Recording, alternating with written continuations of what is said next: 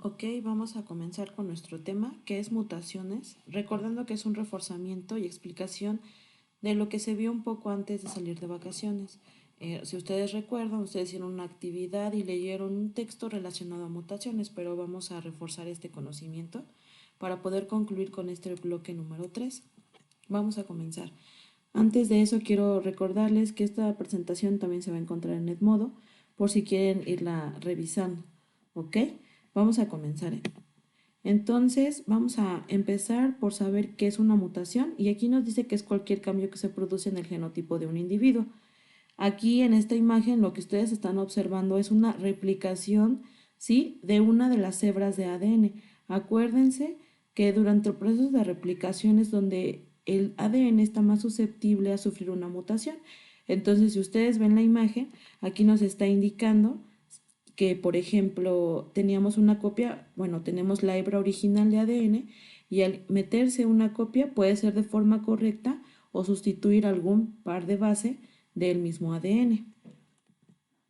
Ahora, aquí nos dice que una secuencia correcta de nucleótidos en el ADN corresponde específicamente a un aminoácido. Debemos recordar un poco de estos temas que ya habíamos visto anteriormente. Acuérdense que si tenemos un conjunto de 3 bases nitrogenadas, ya sea adenina, guanina, timina o citosina, van a codificar para un aminoácido y que este conjunto de aminoácidos van a transformarse en una proteína o se van a unificar en una proteína. Vamos a recordar que cuando tenemos 10 aminoácidos o una cadena de 10 aminoácidos ya tenemos a una proteína, ¿sí? Entonces, aquí si ustedes observan en la imagen estamos viendo los nucleótidos que acuérdense que están agrupados en 3. Tenemos, por ejemplo, en uno adenina, citosina, guanina y codifica para leucina, ¿ok? Y bueno, si juntamos a varias de estos aminoácidos vamos a tener una proteína, ¿sí? Entonces nos dice que básicamente si nosotros alteramos alguna de estas pares de bases, lo que vamos a tener va a ser una proteína diferente, ¿sí? Y que estas mutaciones pueden afectar o pueden no afectar la vida de la persona o del ser vivo que la posee. Aquí nos dice que cualquier cambio que altere las secuencias de bases de fragmentos de un ADN podría producir un cambio en la secuencia de aminoácidos y eh, aunado a esto, pues a la proteína, ¿ok? Entonces, nos dice que este cambio puede favorecer o perjudicar al individuo que posee la mutación, pero esto va a depender a veces en gran medida de las condiciones ambientales en las que se encuentra. Entonces, nos dice que, por ejemplo, hay mutaciones que pueden provocar la no viabilidad del cigoto, porque acuérdense que también, además de la replicación del ADN, que es un proceso que está constante en la vida de un ser vivo, también tenemos una recombinación de genes una vez que hay un emparejamiento o un entrecruzamiento entre dos individuos. Entonces, por ejemplo, si esta cruza de dos individuos que van a originar a un nuevo ser, que es el cigoto, tiene muchas mutaciones, probablemente este cigoto pues no sea viable, es decir, no pueda desarrollarse y ser un ser vivo como tal. Entonces, puede no ser viable, pero algunas veces los organismos sí sobreviven, pero pueden sufrir enfermedades o malformaciones dependiendo en dónde se encuentre esa mutación. Entonces, además de eso, nos dice que algunas mutaciones son neutras. Quiere decir que no están ni favoreciendo ni perjudicando al individuo. Y nuevamente nos hace referencia a que las condiciones ambientales pueden hacer que sean perjudiciales o no estas mutaciones al organismo. Fíjense, aquí les estoy poniendo una imagen de dos polillas, ¿sí? Estas dos polillas son la misma especie, pero ustedes pueden observar en la imagen que una de ellas es de color blanca y otra es de color negra. Ahora, ¿cuál de las dos es la mutación? Bueno, en este caso la mutación es la color negra.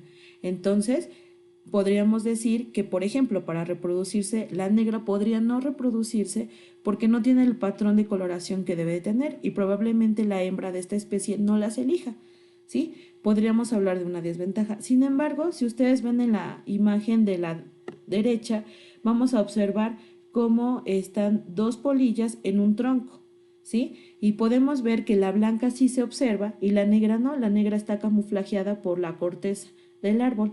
Entonces, ahí podemos ver que, por ejemplo, el ambiente podría favorecer a esa polilla porque la blanca se puede observar y entonces los depredadores naturales de esa polilla van a alimentarse de las blancas y no de las negras. Entonces, esto generaría que esa polilla negra probablemente se pueda reproducir y entonces esa mutación haría que tuviera descendencia de esa coloración negra y entonces vamos a tener que fue exitosa esta mutación en este organismo, ¿ok? Entonces a eso hace referencia cuando estamos hablando de que si el ambiente puede favorecer o no una mutación, ¿ok? Entonces vamos a ver los tipos de mutaciones, cuáles son esas mutaciones que se pueden dar. Vamos a ir viendo en la presentación un color más fuerte en cuanto a la numeración para que podamos distinguir cuáles son los tipos de mutaciones. Tenemos 3, ¿ok? Vamos a ver la primera, que es la mutación génica.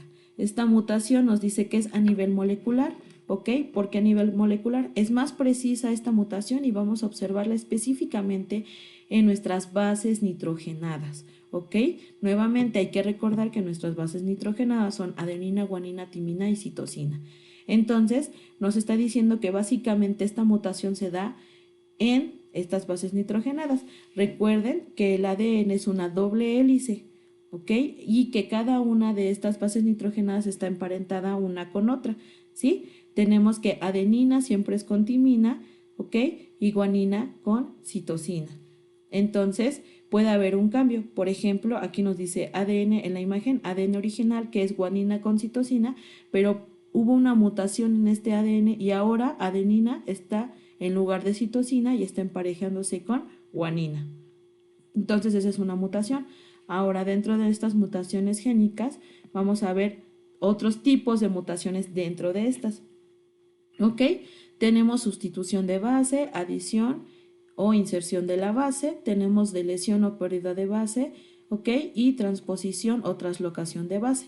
Vamos con la primera, ¿ok?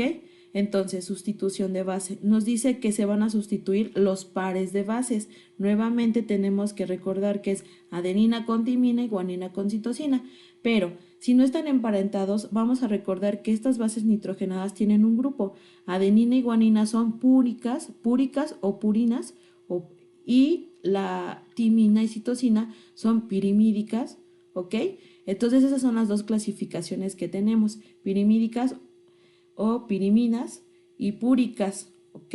Entonces, para poder comprender este tipo de mutación tenemos que tener muy claro eso. Ahora, nos dice, ¿sí?, que las transiciones, que es un tipo de sustitución de base, se da cuando cambia una base púrica por otra base púrica, ¿ok? Es decir, si teníamos que tener adenina, vamos a tener guanina, ¿sí? ¿Por qué? Porque adenina y guanina pertenecen al grupo de las púricas. Y, nuevamente, por ejemplo, con las pirimídicas, que es timina y citosina, aquí lo que pasaría en la transición sería que en lugar de que, por ejemplo, fuera una timina, se va a colocar una citosina. Es decir, se van a sustituir por el mismo grupo al que pertenecen. Sin embargo, también tenemos las transversales, que es cuando estos pares de bases ya están unidas con la que debe ser, pero cambian, ¿sí? Por ejemplo, recordemos, timina siempre se une con adenina y guanina con citosina, pero ¿qué pasa? Pues que timina se tenía que unir con adenina y en lugar de eso, ¿sí?, se puso guanina, ¿sí? Por eso son transversiones, porque es de forma transversal, ¿sí? Se metió guanina. Y entonces ahora es guanina con timina, que en realidad eso no debería ser. Ahora, pues tenemos guanina con citosina, ¿sí? Siempre van así. Pero en lugar de guanina, que tenía que unirse con citosina, se unió, por ejemplo, la adenina. Entonces ya hubo aquí un cambio. A eso hace referencia, ¿ok? Vamos con el siguiente, que es adición o inserción de la base. Aquí nos dice que se va a adherir una base. Quiere decir que esta base que se va a adherir, como siempre van en pareja, se va a unir completamente la parejita. Entonces en la imagen estamos viendo que tenemos ADN original, viene nuestra doble hélice, vienen apareados adenina con timina, citosina con guanina, etc. Pero, por ejemplo, en toda esa línea que va, se unió otra par de base, ¿sí? Y este grupito fue timina con adenina. Si podemos ver en la parte de abajo, ¿sí?, donde dice inserción, una flecha roja, timina con adenina. Se unió esa parejita que antes no existía en esa parte del código genético o de la doble hélice de ADN. Vamos bien. Siguiente, deleción. Dice, se suprime una base. El mismo nombre no los está diciendo, deleción o pérdida de base. Quiere decir que una región, ¿sí?, del ADN desapareció completamente. Aquí lo que estamos viendo en nuestra imagen es esas bastoncitos que podemos ver, ¿sí?, son nuestras cromátides, ¿sí?, están de alguna forma representadas. Acuérdense que 2 cromátides es un cromosoma. Entonces, para poder observar bien que fue un fragmento el que se perdió, aquí tenemos como, dice, antes de la deleción en la imagen. Entonces tenemos el bastoncito más o menos largo y hay una región en azul y de pronto sufre una deleción y entonces se pierden todas esas pares de bases que existían ahí.